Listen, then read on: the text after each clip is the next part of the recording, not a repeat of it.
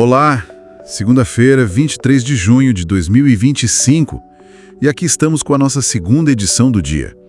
O assunto hoje é denso e está gerando muita discussão. O escândalo envolvendo a Agência Brasileira de Inteligência, a ABIN, e seu suposto uso ilegal para espionagem política durante o governo Bolsonaro. Exatamente. As fontes que a gente tem em mãos, principalmente as investigações da Polícia Federal, pintam um quadro bem preocupante, né? Sobre como a inteligência do Estado pode ter sido desviada para fins particulares. Isso coloca em risco as próprias instituições democráticas. É algo muito sério. Pois é. O objetivo desta nossa primeira parte da edição é justamente entender os detalhes. Como essa operação clandestina que ficou conhecida como ABIN Paralela teria funcionado na prática. E qual foi o impacto inicial quando a Polícia Federal começou, assim, a expor essa situação toda? Então, o ponto central que emerge das fontes é este.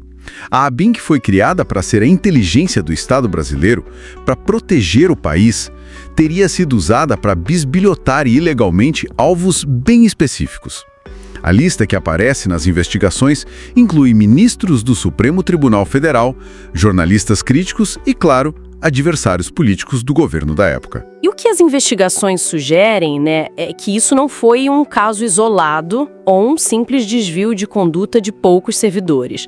Aponta-se para uma estrutura mais complexa, uma verdadeira engrenagem sofisticada, como descrevem alguns relatos, operada, olha só, diretamente do Palácio do Planalto.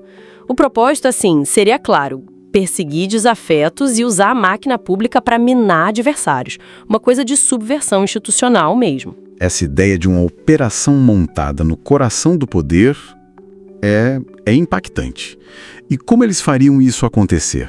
As fontes detalham bastante o modus operandi. Mencionam um software de espionagem israelense, o First Mile. Sim, esse software. E a capacidade dele, segundo os relatos, era assustadora. Permitiria rastrear a localização de milhares de celulares. Fala-se em até 20 mil aparelhos, praticamente em tempo real. A tecnologia parece que explora vulnerabilidades nas redes de telefonia para conseguir fazer essa localização. É bem invasivo. E o detalhe mais grave, talvez: para rastrear alguém, bastaria ter o nome ou o número do celular. Só isso. Tudo isso, claro, sem qualquer autorização da justiça, né?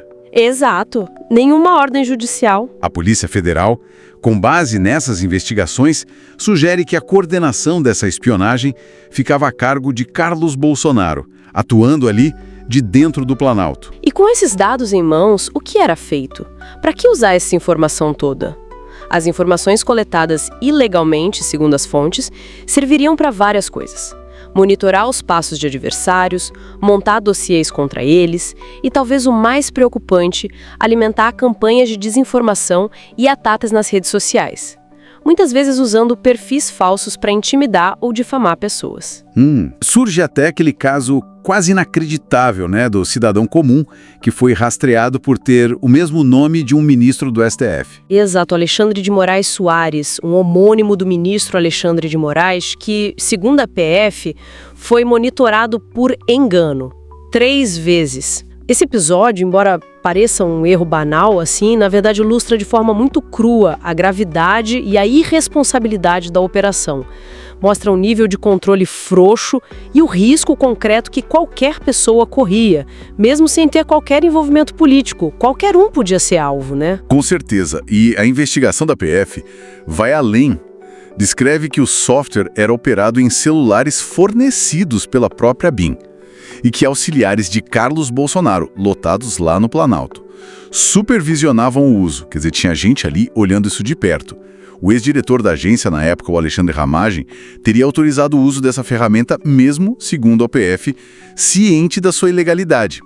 Fala-se até na existência de um quartel-general informal, onde as estratégias de perseguição eram definidas, tipo uma sala de guerra, né? E essa história ganhou repercussão internacional também.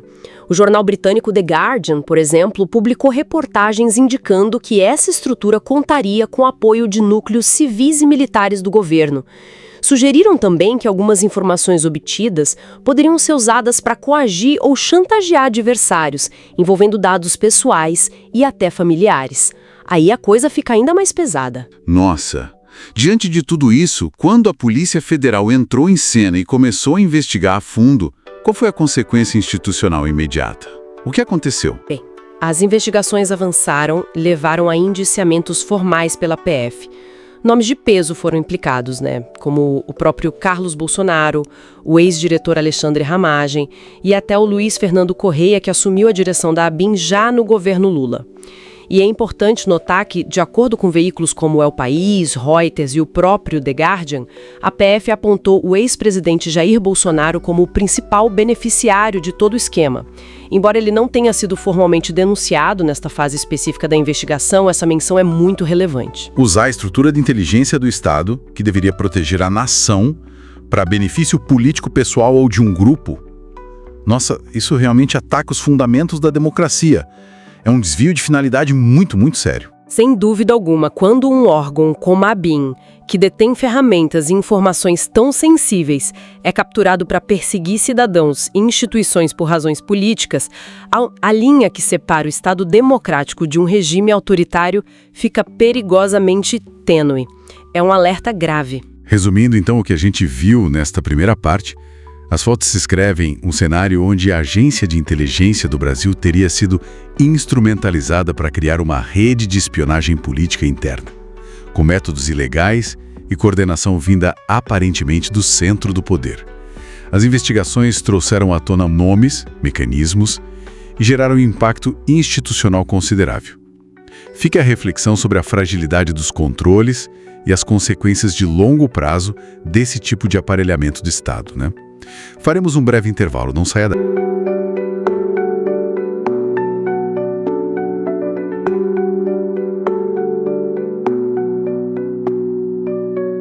Olá, estamos de volta para a última parte desta edição do podcast. Agora a gente foca nas consequências políticas, democráticas mesmo, que estão surgindo aí dos materiais sobre o escândalo da ABIN, Exato. Vamos explorar o que esses documentos, essas análises sugerem para o futuro do país e, claro, a urgência em fortalecer nossas instituições. Só para recapitular rapidinho o ponto central das fontes. A estrutura de inteligência do Estado, parece que foi usada para fins políticos, espionando autoridades, jornalistas, opositores. Sim, e ler esses materiais reforça muito a gravidade, Não é, só um incidente isolado. É algo que mexe com a saúde da nossa democracia. Vários textos argumentam isso. Usar a máquina do Estado para benefício particular, é uma fratura séria no sistema. E as consequências diretas estão bem documentadas nas fontes que a gente viu. A Polícia Federal, segundo os relatos, indiciou aliados bem próximos da família Bolsonaro e o ex-presidente é apontado como o principal beneficiário. Mas o que chama atenção também, e está nos artigos, é a situação da atual cúpula da ABIN, aquela indicada pelo Lula. Ah, sim. O diretor Luiz Fernando Correia e o vice Alessandro Moretti. Isso, eles também foram indiciados, acusados de obstrução, de manter práticas do esquema anterior. Como é que as análises que temos aqui interpretam isso? Olha, a decisão de manter o Correia no cargo, mesmo depois do indiciamento, é apontada em várias fontes como, algo que gera uma crise de legitimidade na agência, E isso, somado aos relatos de perseguição interna, contra servidores que denunciaram o esquema, e alguns documentos descrevem isso em detalhe, cria um cenário de instabilidade bem preocupante lá dentro da ABIN. Nossa! A questão da confiança institucional fica muito abalada. Entendo.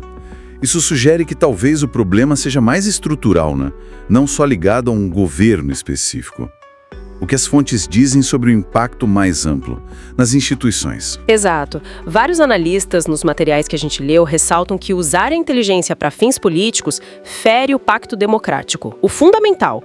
E o que é fascinante notar quando a gente cruza as informações é a estratégia de defesa dos acusados, Alegar perseguição política, atacar o judiciário. Principalmente o ministro Alexandre de Moraes, Justamente. É uma tática recorrente que busca minar outras instituições. Já vimos isso antes e está bem descrito nas análises políticas que recebemos. Uma tática que parece se repetir, então. E quanto às respostas da sociedade? As fontes falam disso? Sim, falam. Os materiais mencionam a pressão crescente da sociedade civil, de ONGs, por reformas estruturais na ABIN, sabe? Há um clamor por mais transparência, por controle social, por responsabilização.